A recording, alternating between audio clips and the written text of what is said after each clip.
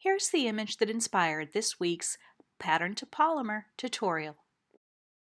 The first step is to make the petal cane, and to do that I'm using 4 shades of Primo: white, mauve, fuchsia, and alizarin crimson hue. And I'm going to make a classic Skinner blend with this. If you're unfamiliar with a Skinner blend, there are many great tutorials online that you can watch, but basically you make the triangles as I showed you, and then you fold it in half, roll it through your clay machine or roll it by hand, fold it in the same direction, repeat, and continue that as many times as you need to until you get a color blend. Now that I have the blend ready, I'm going to run it lengthwise through the clay machine on a setting number 4 to make a long strip of colored clay. Use the clay blade to create an even rectangle, basically out of this long strip of clay, and then cut it into pretty much even rectangles of clay about 1 inch wide. This is entirely up to you. How big you're going to ultimately want to make your cane is going to depend on how much clay you use, etc.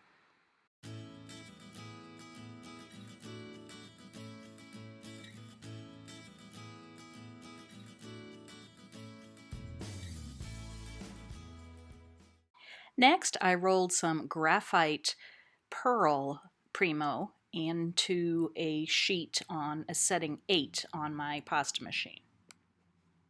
Cut that into rectangles the same size as the rectangles that you've cut from your colored strip. To be more exact in your measurements if you prefer. I just am sort of an eyeballer when it comes to these sort of things, and I'm not a huge perfectionist.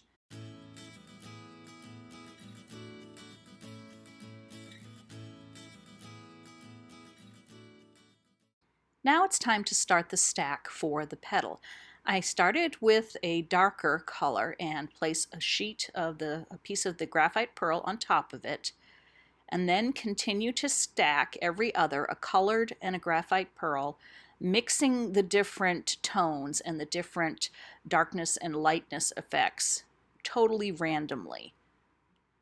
End with a sheet of the colored clay, not the graphite pearl.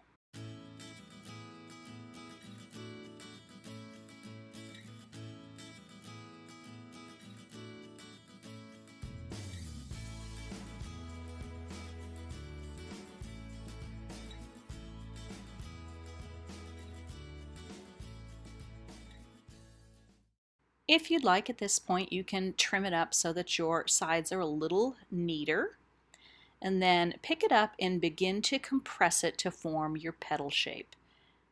We want to bring the short ends of the rectangle, the two sides together to form a point on either end of the rectangle.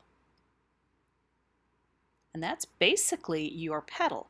Now you can reduce it as you'd like to make the petals as small as you wish.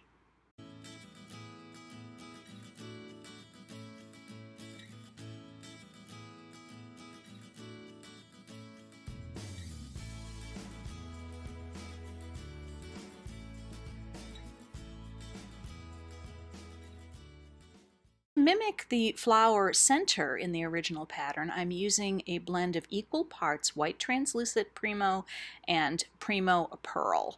And I'm going to make a tiny bubble cane, a cane made of tiny little snakes of clay. So I'm going to mix the pearl and the white translucent together. Once the clay is mixed, I'm going to make a plug cylinder out of it and then wrap that in more of that graphite pearl sheet that I created for the petal cane. Once the cane is wrapped, then again I'm going to reduce it down to make very, very tiny little bubble canes, and then cluster those tiny bubble canes together to make the round cane for the center.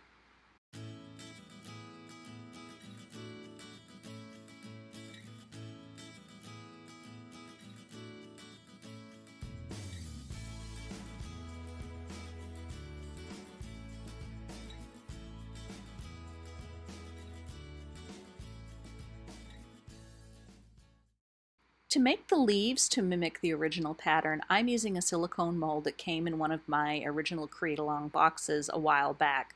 If you don't have a mold similar, you can certainly hand make some leaves and create a similar effect. I'm using some teal Primo, which I also use as the background, and I'm just going to push it into the top portions of the leaves that I chose to use for my pattern, and make as many of those as you'd like. To create the sort of antiqued effect on the leaves in the original pattern, I'm using Deco Art Americana Crystal Gloss Enamel, and I'm using the black. I like this for this type of effect because it maintains a bit of translucency. It will give a touch of color in the recessed areas of your pattern without really staining the rest of the clay. You can do something similar with regular acrylic, but I really like the effect of the glass paints for this type of technique. I'm just daubing it on with a paper towel and then wiping off most of it while it is still wet and letting it stay in those recessed areas. Do this to all of the leaves that you create.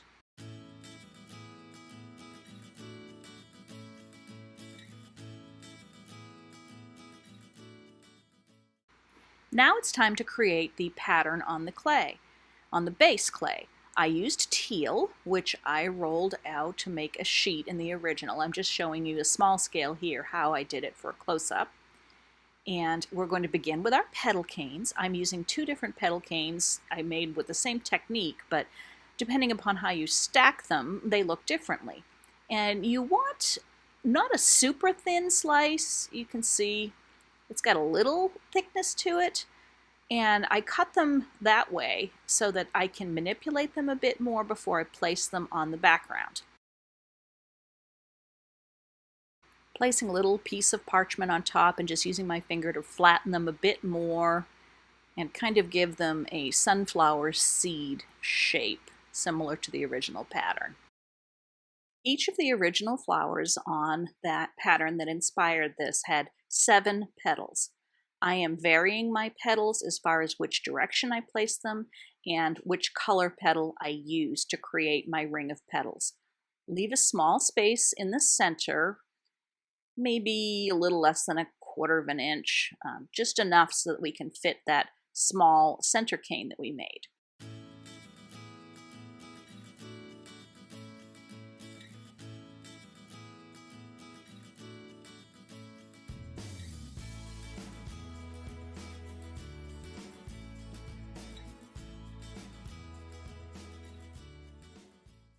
Next, again, take a slice of your center cane, and you want it to again be a little thick because we're going to place it in the center, and then we're going to use a needle tool to rough it up and give it a little bit of texture all over. Now you're ready to begin adding your tinted leaves. Just arrange them however you'd like, coming from the flowers. It's okay if they overlap a little, etc. For the gold pattern on the original design, I am using liquid Sculpey in gold metallic. And I'm just going to pour a little on some scrap parchment, and I'm going to use a head pin, or you can use any sort of small needle kind of thing. You just want something very fine tipped. And I'm drawing that random sort of vine effect here and there over that teal background. Once I get the vine drawn the way I like it, I'm going to go back and add some tiny random dots around it like little flower buds.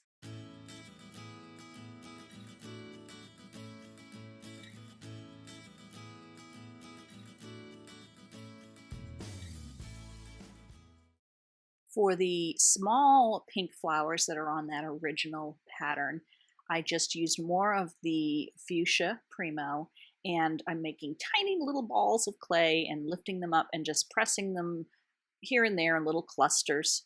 And I'm using my needle tool to do that so that I can make an impression in the center also.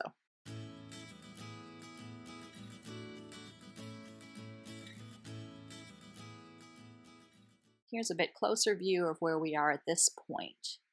It's okay for some of your canes to hang off the edge. I like the effect when some of the design extends beyond.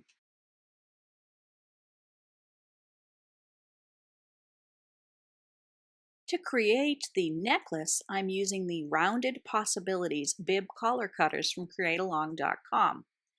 Use the largest cutter for the main element of the necklace. Just decide where you'd like to cut from your slab, and then two of the next largest size, and then two of the smaller size. And then I cut two more of the smallest size to make my earrings that are going to match the finished necklace.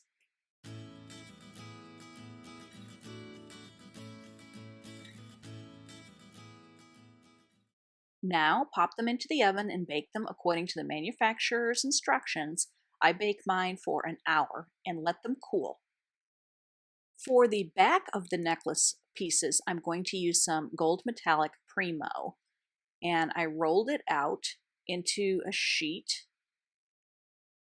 To add the texture, I'm using the La Francoise script rubber stamp from createalong.com, and I'm just going to place it over the sheet of clay and use my roller to roll over it and transfer the texture.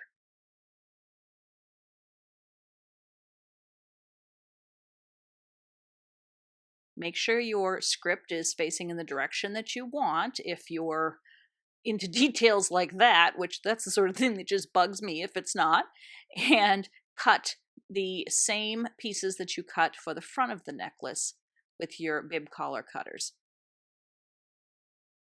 I'm also using the smallest rounded square to cut out enough of the textured gold clay, and I'll have to re-roll the scrap and re-texture it, but that's fine. But I'm rolling out 6 of these for the necklace, cutting out, and 2 of them for the earrings. Now, to adhere these to the back of our baked front pieces, I'm using some Sculpey clay adhesive and these little applicators that you're supposed to use to apply things, but I'm just using them as spacers for the area where I want to insert my cording through on the back of the elements for the necklace.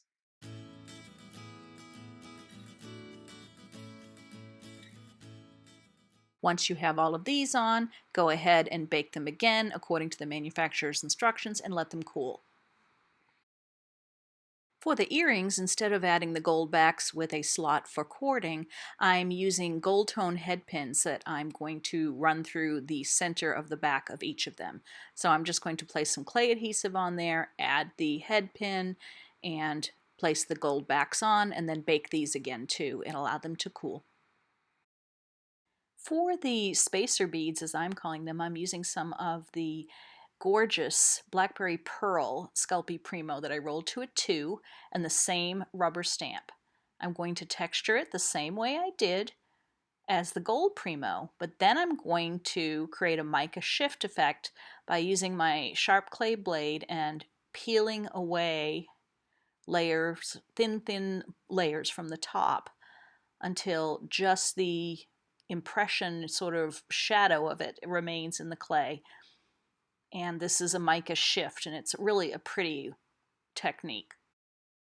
I want a slightly domed effect or a smooth rounded edges effect on this, and I don't have to worry about smooshing the top layers, so I'm going to place some plastic wrap over it and then use that small rounded square that came with this set to cut 6 for the necklace and 2 for the earrings. Then bake them according to the manufacturer's instructions and let them cool thoroughly. I'm going to add the gold backs to the small Blackberry Pearl elements for the necklace in the same way that I did for the teal patterned ones, leaving that little space for the cording.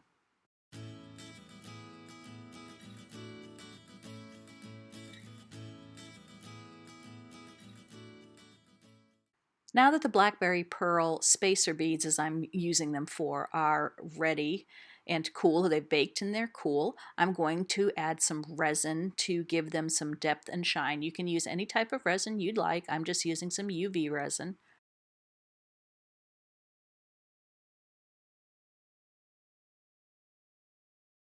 I added post backs and rebaked, and then added resin to the top of 2 of the berry small squares to be the tops of the earrings, and then went ahead and assembled the earrings using some of the same beads I use in the necklace.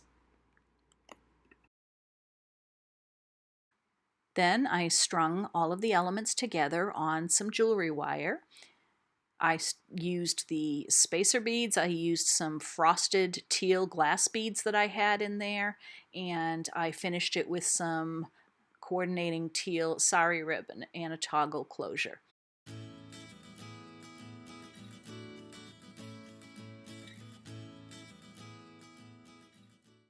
I'm Cindi McGee, and I hope you enjoyed this pattern to polymer tutorial. Find lots more amazing polymer clay videos here on Polymer Clay TV, and share your projects in our Polymer Clay Tribe Facebook group.